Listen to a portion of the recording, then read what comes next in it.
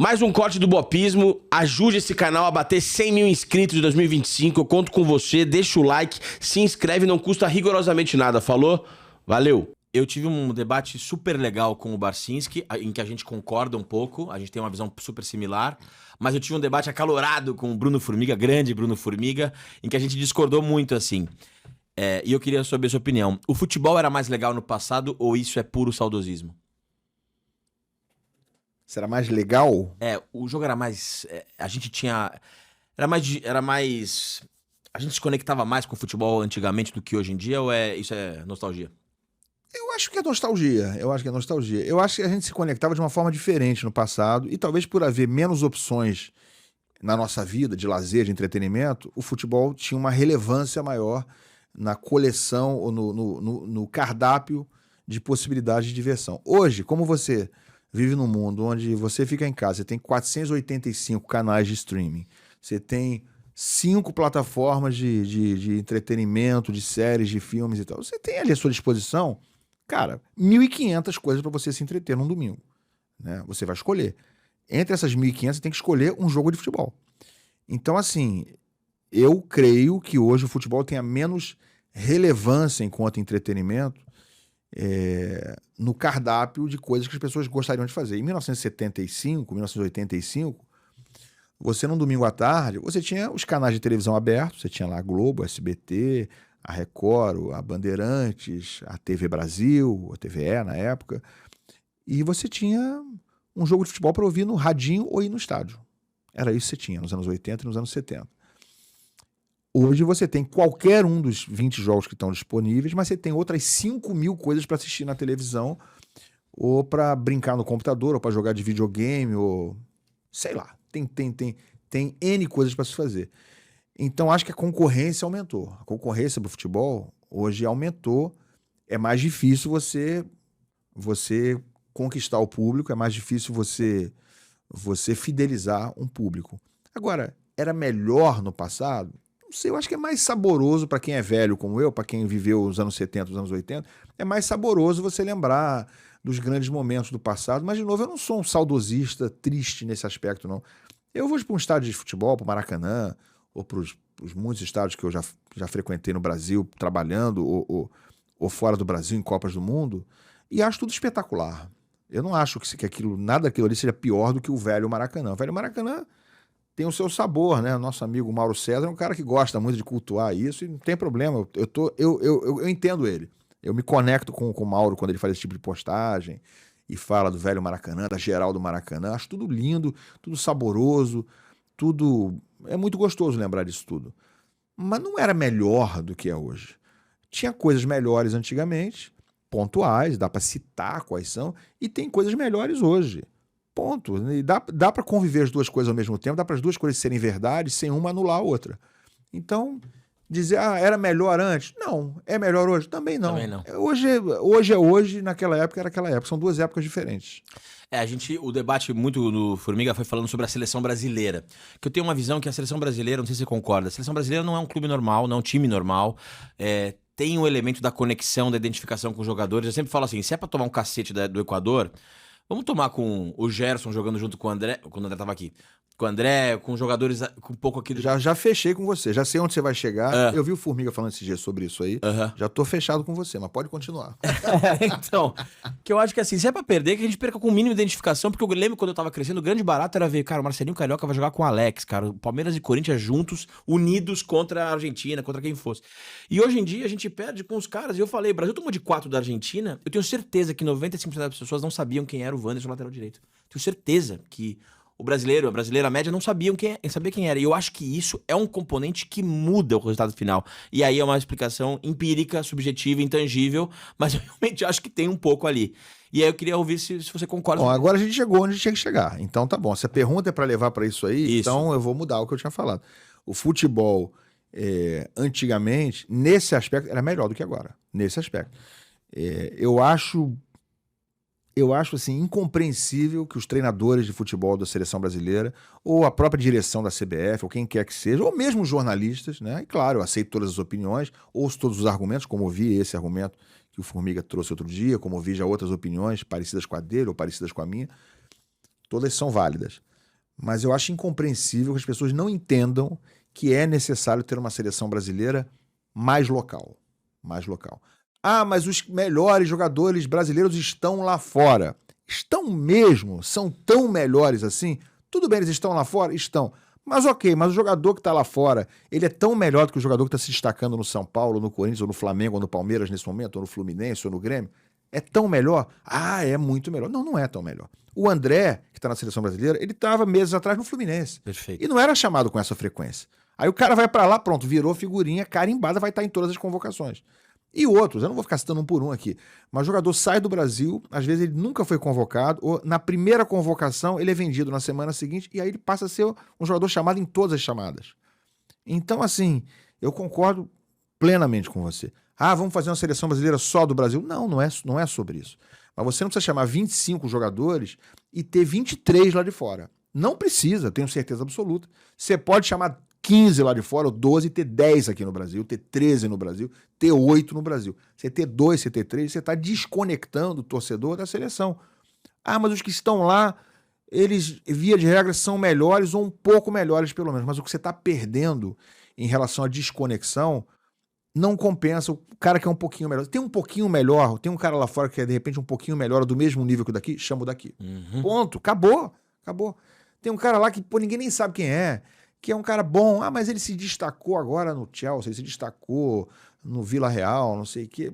Cara, ele começou a se destacar, né? E tem um cara aqui que tá quebrando tudo no Corinthians, ou no Flamengo, ou no Palmeiras. Chama o cara daqui, cara. Chama o cara daqui que você vai ter muito mais conexão para jogar no Brasil, para ter, seja para uma eliminatória de Copa do Mundo, seja para uma Copa do Mundo. As pessoas querem se ver representadas ali em campo. E eu acho que o torcedor brasileiro, ele não se vê representado por jogadores de pouco nome jogando no exterior. Ah, mas ele tem muito nome, ele joga muito. Eu acompanho a Premier League, todos. Sim, aquele jornalista acompanha o B, o C, mas o público não sabe quem é. O público, o povão, o cara que pega o trem na Central do Brasil, o cara que pega na Estação da Luz, ali onde quer que seja, o povão que vai pro trabalho 6 da manhã todo dia, ele conhece o jogador do Palmeiras, o do São Paulo, do Corinthians, do Fluminense, do Flamengo, do Botafogo. Então, você fala assim, pô, mas então você está defendendo convocar um cara que seja pior do que o que está lá fora porque ele joga aqui? Cara, quase isso. Agora, eu não tô defendendo convocar um cara ruim que joga aqui, só porque ele é identificado, só porque ele... Não é isso. Tô defendendo que numa situação em que você tenha jogadores do mesmo nível, você dê preferência a convocar o cara daqui. Ah, é preferência? É preferência. Isso é um benefício. Não é para agradar ninguém. É porque você vai trazer um benefício para a seleção brasileira. Perfeito. Eu entendo que você chamar um cara daqui, você está beneficiando, né, na conta final, na equação final, tem um peso ali para o cara que joga aqui. O cara que tem lá fora, ele não tem esse peso aqui. Perfeito. Ah, o cara daqui é nota 8 e o lá de fora é 8,5. Chama o nota 8 daqui. Pode chamar o nota 8 daqui. Eu tenho certeza que no fim, na equação, esses 8 dele vão valer mais do que o 8,5 lá de fora. Ilan, eu não seria capaz de concatenar o raciocínio desse jeito. Você falou tudo que eu penso e eu nunca fui capaz de ordenar desse jeito. De verdade. Porque eu penso exatamente a mesma coisa. Vocês não vão me convencer que um jogador que atua bem no Wolverhampton é melhor ter ele na seleção do que um cara da mesma posição que atua bem no Flamengo. No mesmo nível. No mesmo nível. Que atua bem. Exatamente, os dois atuam bem. Vocês não vão me convencer, porque o nível de enfrentamento... Não vão. Vocês vão ter que reescrever a história, cara. Jogar bem no Flamengo, pra mim, vale mais do que jogar bem, na mesma medida, no Wolverhampton. Obrigado, viu? Ô, Luca, e é o seguinte, eu tenho um pouquinho mais de idade que você, eu cansei de ver na minha vida, mas cansei de ver. Assim, poderia citar N exemplos. Cansei de jogador que foi convocado aqui do futebol brasileiro, o cara entrava na seleção e se destacava. Já numa época, fim dos anos 90, início dos anos 2000, numa época em que se convocava majoritariamente, esmagadoramente, mais jogadores lá de fora. Cara que entra, vem daqui do Brasil, não é sempre, vai ter uma exceção ou outra. Mas a maioria entra, o cara, ele se destaca, ele se sobressai. E aí, aí a gente entra numa outra questão. Por quê?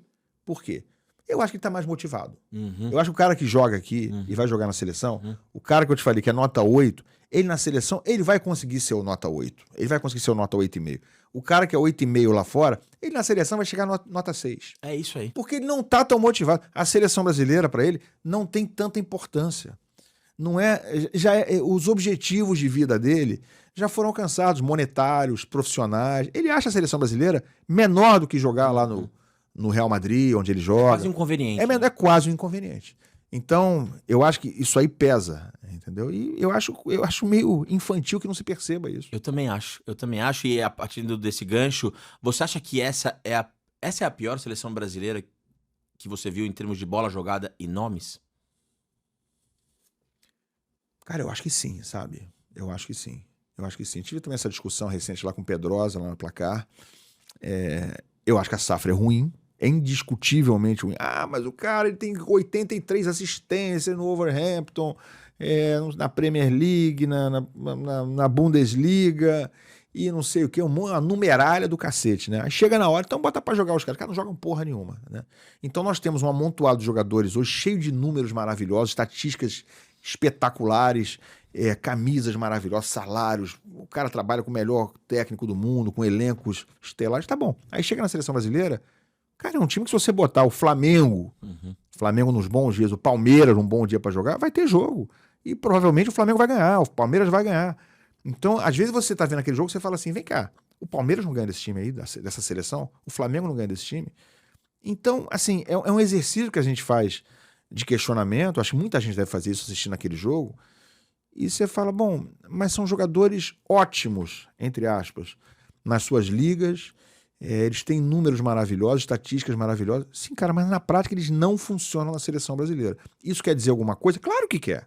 Claro que quer. Ele é jogador de clube? Ele na seleção brasileira é um jogador comum? Como é que o cara pode chegar na seleção e ser um cara qualquer? Então, isso deveria ser pesado, né? Já vi muito jogador de clube e que na seleção não funcionava. E já vi o contrário também, jogador que era bom no clube e excelente na seleção. Isso existe também. Mas eu acho que parte do brilho do jogador tem que ser confirmado na seleção brasileira. Aí você me perguntou, é a pior seleção que eu já vi? Eu acho que sim. Eu acho que sim. Eu acho que sim. Pode mudar com o Ancelotti? Pode mudar. Eu acho que ele é um treinador indiscutível, a palavra sobre o Ancelotti, um termo sobre o Ancelotti, indiscutível. Verdade. Ele é um cara indiscutível. Mas vai dar jeito? Não sei. Eu não sei. Porque se eu tô no time que acha que a safra é ruim, que os jogadores são ruins, eu tenho que ser coerente. Eu acho que ele pode dar jeito, mas eu não tenho certeza, porque eu acho que a safra é ruim. Eu acho que os jogadores são ruins. Não são jogadores, não são porcarias, naturalmente, mas são muito abaixo do que o Brasil já teve. Ah, mas você está falando de saudosismo, de Ronaldo, de Romário, de Bebeto, de Rivaldo. Claro que tô. Claro que tô. Mas é óbvio que tô. Ah, mas esses caras não são tão... Claro que não. Claro que não são tão bons. Mas a diferença é absurda, é abissal. É abissal. Como é que o Brasil vai decidir, vai ser uma seleção destacada sem nenhum craque? Aí tem o Vinícius. Eu não acho o Vinícius Júnior um super craque ainda. Não. Ele pode vir a ser. Ele, pra mim, não é um super craque. Ele é um craque. Ele é um jogador destacado no Real Madrid, é um cara que fez coisas muito destacadas no Real Madrid, na seleção ainda não. Né? Então, né, tem que levar isso em conta. Eu acho que o Neymar é um craque, é um grande craque. Mas o Neymar pesa contra ele também o fato de ele não ter conseguido decidir a favor do Brasil, uma Copa do Mundo, ter sido suficientemente relevante em Copa do Mundo? Sim, pesa contra ele. Eu acho que o Neymar é um jogador que não foi até onde deveria ter ido. Eu acho que é um desperdício de talento, né? E, sinceramente, eu não vejo o Neymar no nível desses caras que eu citei agora há pouco aqui, não. Eu acho que nem o Neymar jogaria nessas seleções, Romário, Ronaldo, ele teria vaga em boas condições físicas, motivado, se comportasse corretamente como profissional. Acho que ele teria vaga, ele tem talento para isso. Mas ele não é melhor do que esses caras. Ele não é melhor do que esses caras. Ele estaria numa dessas seleções e talvez fosse reserva em algumas delas. Né? O Neymar ia ser titular no lugar de quem? No lugar do Romário, no lugar do Ronaldo, no lugar de quem que ele ia ser titular? Do Rivaldo? Não sei. Acho que não. Então, mudou muito. Quando você compara essa seleção, esse grupo atual, ou dos últimos anos, das últimas Copas, com o que o Brasil teve até o início dos anos 2000, até 2010, até 2006, 2010, quando você compara, é muito ingrato. Não tem como não chegar à conclusão que essa seleção, ou essa safra, se não é a pior, é certamente uma das piores safras da história do futebol brasileiro.